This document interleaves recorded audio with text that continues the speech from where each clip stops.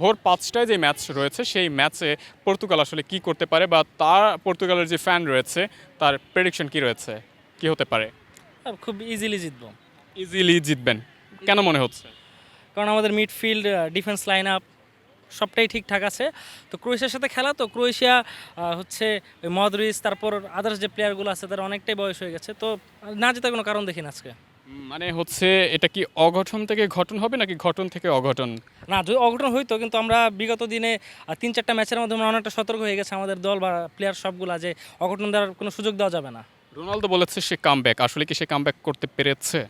হ্যাঁ, অবশ্যই। কারণ উজবেকিস্তানের সাথে 2 গোল ছিল, কিন্তু কলম্বিয়ার সাথে গোল ছিল না। কিন্তু কলম্বিয়া অনেক শক্তিশালী একটা দল, ল্যাটিন আমেরিকার। তো তারা সবসময়ই তাদেরকে বলা হয় কুংফু কলম্বিয়া। তো তাদের সাথে গোল করাটা তো এত ইজি না। লাস্ট ম্যাচে মেসিও গোল করতে পারেনি, কোনো অ্যাসিস্টও করতে পারেনি।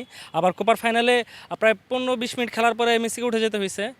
তো কলম্বিয়ার সাথে গোল দেওয়া তো ইজি না। আমি জানি যে সে আজকে গোল করবে। পর্তুগালকে বিশ্বকাপের কোন স্তর পর্যন্ত এবার দেখতে পারবেন?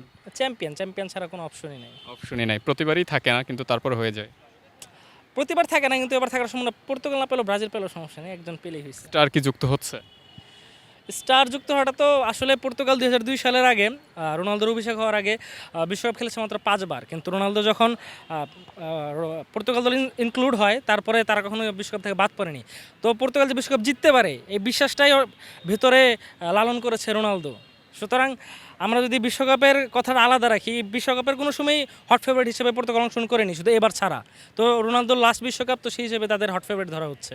ঠিক আছে, আপনাকে অসংখ্য ধন্যবাদ। তার মানে আমরা ধরে নিচ্ছি যে এই ম্যাচেও আপনারা জিতে যাচ্ছেন এবং চ্যাম্পিয়ন হয়েই বিশ্বকাপের মাঠ থেকে ফিরে যাবেন। হ্যাঁ, গোটি বেটটা আবার শুরু করতে হবে।